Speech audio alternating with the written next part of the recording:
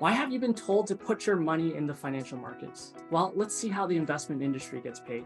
Now, you've been told to put your money in mutual funds, commodities, stocks, and bonds. And, ultimately, I'm not here to bash any financial products or to say not to put your money there. I mean, ultimately, it's your wealth journey. You can decide what is best appropriate to your circumstances. But I just want to highlight some things for you. Why have you been told to put your money in the financial markets? Well, there's a reason why they've asked you or they show you to put all your money with those financial markets. Well, let's see how the investment industry gets paid. Well, I just kind of did a real quick search. How do wealth advisors in Canada get paid? A robo-advisor would cost you 0.4 to 0.7% per year in advisory fees. Another one will charge you 1.1 to 2%. Another one will charge you 0.65 to 1.65. Another one will charge you 1.18. And so on and so forth. So you can kind of see the range is about 1.5%, let's say. I wanted to share with you that they're going to take fees off of the assets or the amount of money that you've sent them to manage. Here, let's see how your wealth is being robbed by these fees. Well, let's take a look at that. First, that I'm showing you no fees and earn uninterrupted, and with fees uninterrupted, $50,000. Now, both of them is still going to be 2%. However, I've added a 1.5% fee to the assets under management. Now, if we kind of go through this, you can see, well, whatever is earned, they're going to subtract the 1.5% fee from that. So if we take a look at it here, again, the uninterrupted compounding $50,000 grows to 5,204, 5,746, 6,344. So our accumulation of 17,293.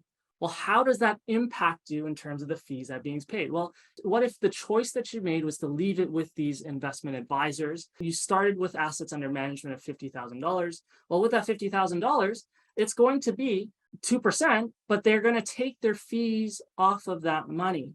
And with that fees off that money, well, here's how much you end up taking, $1,263.63. And let's look at the profit for the investment firm. So that 2% was what was made, but they've gotten 1.5%, whereas you got 0.5%. So together, that's 2%.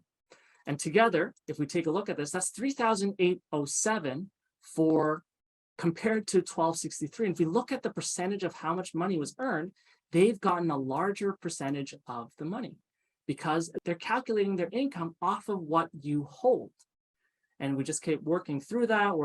So if we take a look at the damage after 15 years, it's about $13,000. And you make only $3,884. Very unusual circumstance, which kind of brings into a really curious thing as, wow, they're making money off of what you've passed them, and you get to make money off of what they earn for you. What I want to just also remind you of is don't forget that these advisory fees that they receive, that's just one part of the equation. They may also get paid on the products like mutual funds, ETFs, whatever they put that money in. So when they do that, that advisor earns a commission in the fund, they put your money in, and then possibly there's a trailing commission for how long you keep the money with them in there.